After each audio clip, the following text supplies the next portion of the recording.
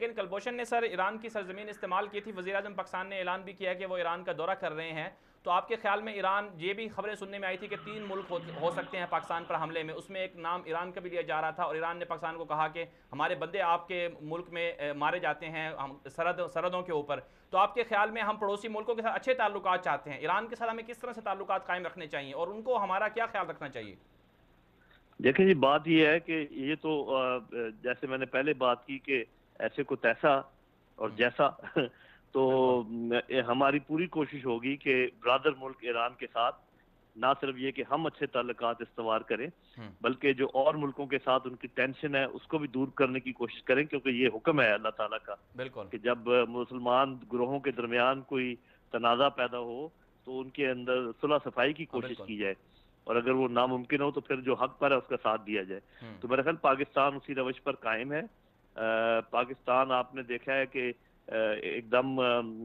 جیسے وہ انہوں نے بیان دیا تھا ایران نے کہ جی جو حملہ ہوا ہے یہ اس طرف سے ہوا ہے، ہم نے کبھی فنگر پوائنٹنگ نہیں کی ہے، لیکن میرا خیال ہے وزیر اعظم کا یہ دورہ بہت اہم ہوگا، اس میں تمام حقائق جو ہے ان کے سامنے رکھے جائیں گے، اور دوستی کی پیشکش اچھی دوستی تو ابھی بھی اتنی بری نہیں ہے لیکن زیادہ بہتر دوستی کی پیشکش کی جائے گی،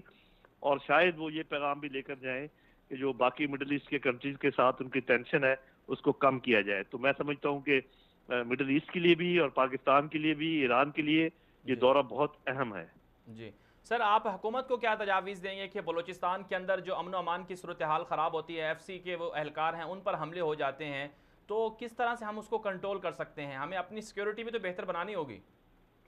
جی بالکل، یہ تو خیر سب سے پہلی بات ہے کہ ہمیں اپنی سیکیورٹی بہتر بنانی چاہیے، ہمارے انٹیلیجنس ادارے جو ہیں ان کو اور فعال ہونا چاہیے، لیکن جو سب سے ضروری چیزیں ایک دو ہیں۔ ایک تو یہ ہے کہ جو ہمارا سزا اور جزا کا نظام ہے جو اس تک بالکل ٹوٹ پھوٹ کا شکار ہے، اس کو بہتر بنانے کی ضرورت ہے۔ جب تک وہ بہتر نہیں ہوتا، میری استدعا ہوگی کہ جیسے پہلے فوجی عدالتیں تھیں ان کو فوری طور پہ دوبارہ ایکسٹینشن دی جائے تاکہ وہ اپنا کام جاری رکھیں، کیونکہ آپ نے دیکھا جب سے فوجی عدالتیں ختم ہوئی ہیں ان چیزوں میں ذرا زور آ گیا ہے۔ اور دوسری جو میں بات کر رہا ہوں کہ ہمیں ضرور اپنی طرف سے وہ کارروائی کرنی چاہیے جو ہمارے اوپر کی جاتی ہے۔ یہ 2 کام اگر ہوں، اور اس کے علاوہ جو میں نے معاشرتی اور معاشی انڈیکیٹرز کا حوالہ دیا ہے، ان سب پر کام کرنا پڑے گا، تو انشاءاللہ ہم اس پر قابو پا لیں گے۔